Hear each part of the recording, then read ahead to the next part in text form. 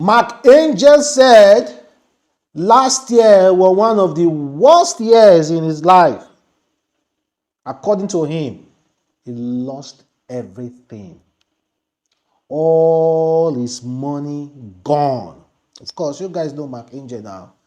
One of those pioneers when it comes to the comedy industry in Nigeria. You cannot talk about comedy and skit making and not talk about Mark Angel. And the other name, Emanuela.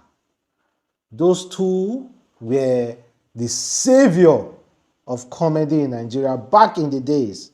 But Mark Angel said in 2024, he almost even lost his life. He went insane after going bankrupt. All his property were being sold because of loans he collected. Yeah, that was so really, really bad. But then again, let's listen to Mark Angel's story of how he almost lost everything. Because even me myself, I'm kind of like wondering, how can you just in the twinkle of an eye be a multi-billionaire in Naira today and then went on to lose so much money just like this? According to him, he said, the year 2024 began like every other year. But I had no idea how much it would test me, how much it would break me, yet untimely reshaped me. It was the year I lost everything. Yeah. I trusted the wrong hand in Forex, and lost all my money. Nobody knew except my family and closest cycle. The weight of the loss was over $3.7 million. Was suffocating. 3.7 million US dollars this guy lost to Forex after giving his 3 point something million, more than 3 point something million US dollars to someone he trusted in Forex to help him to trade and invest. But unfortunately, he lost all that money. And now I wanted to even go into Forex. So what is happening now? I wanted to go into Forex. Mark Angel, you are not making it easy for me now. I have to rethink and rethink and rethink and rethink. I was drowning in debt, he continued. And one by one, I watched all my properties slip into the hand of loan sharks. It felt like my world was crumbling. And in my darkest moment, I considered ending it all. It considered just making one by himself. But God, if not for his miracles and mercy, I wouldn't be here writing this. He sent angels into my life when I needed them the most. Blessing, my friend, who became family, never gave up on me. My pastor and his wife stood by me, praying and guiding me. My daughter, Victoria, and Mila reminded me of the beauty of life. Even when it felt unbearable, my ex-wife, Mandy, extended a hand of kindness. I will never forget. My son, schoolboy, showed me strength beyond these years. And Bright, my social media assistant, stood as a pillar in moments I thought I would collapse. While I was trying to heal, undergoing therapy to recover the trauma, life dealt another blow. A scandal hit, shaking the foundation of my career and questioning the loyalty of those around me. It was in that storm that God began to uncover the truth. He exposed the fake friends, the pretender, and the ones who have been silently sabotaging my peace and cycle. It was painful, but it was necessary. 2024 was the hardest year of my life, but it was also the year God drew me closer to Him. Through the ashes, it taught me resilience, faith, and the true meaning of grace. I don't take it for granted that I am alive today. To everyone who stood with me, prayed for me, and held me up when I had no strength left, thank you. That's coming from Odogu McAngel himself.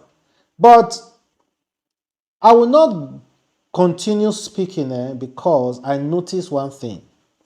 McAngel refused to give vote of thanks to one particular girl, and that is Emanuela.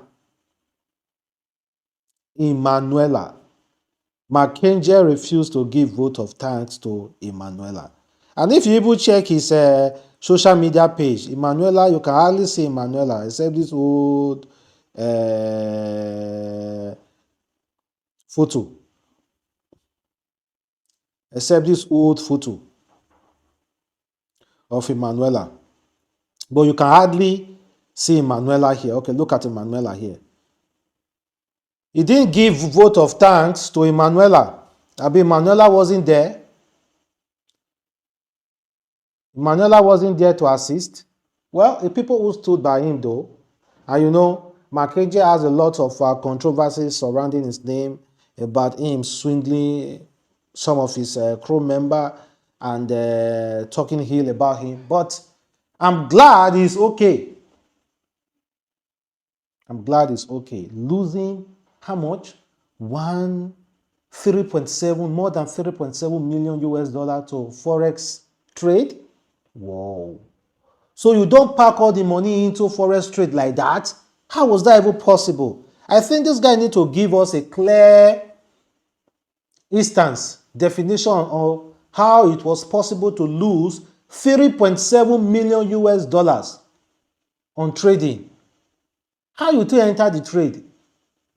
Because me, I'm into trade. It's almost impossible for me to lose that kind of money in trade. Like, come on, man. How was that possible? Or someone took, like what he said, he trusted somebody. Someone may have taken the money, promised to invest it, or open some kind of certain things, then boom, the money just went from there. That is fraud now. That is not Forex. That is fraud. And Forex is not fraud. It's how you buy or you lose. That is how it is. And if you follow the market very well, you will certainly gain. So, McAngel, please, you need to really, really explain to us, how was it possible you were able to lose such money? Please, explain to us, please. Please explain to us, how was it possible to lose such money? 3.7 million US dollars. Don't be me. I don't think me, myself, I can ever lose such money to Forex trade. So, that being said, let's talk about this particular incident about Abuja and the destruction they are committing in Abuja Road. All those malam them. You know, sometimes you might be driving. I don't know if you guys have noticed it. You might be driving and you discover those drainage. There is nothing covering some of all those drainage in your town or wherever you are, in Lagos, in Abuja. You might discover it, something like this. You might discover it. You see? Something like this. You might have seen it in Nigeria roads. It's not the government fault. The government certainly have secured this properly. But if you can see, it was vandalized. Now, mostly all those pantakers, sorry to say, Hausa boys, are imagineries and they do this kind of thing. Yes, na them. Mebola, now they call them over here. They are the one responsible for such things. Mostly them. Mostly. And other tribes as well. They are the one responsible for such things. This one can cause immediate accidents. This is another one. Most of these things are gone. Bring the camera here. Tag the FCT minister here some weekend. I'm a Nigerian. It is my obligation to expose what these guys are doing in Abuja. This is the federal capital city, for God's sake. Look at what they are doing. They are removing all these things and selling them. They are removing them and selling them. Bring the camera, bring it. What kind of country is this? They are removing it and selling it. The Panteca boys, the scrap metal boys are removing these things and selling them. Let's go back to that place.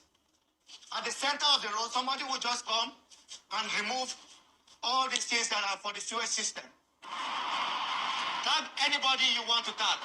Tell them this is what they are doing in Abuja. They have removed this one as well. Bring the camera. At least this one is still intact. But they are removing them and selling them. I think the federal government will do some certain drastic position here. They can decide to bring out a law that if anyone is seen selling all those things, that person will be jailed, so that they will stop buying from those Mebola, from those Panteca boys.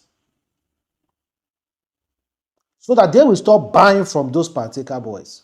It should be a law, an offense to sell those stuff. It should be a law, an offense to sell it.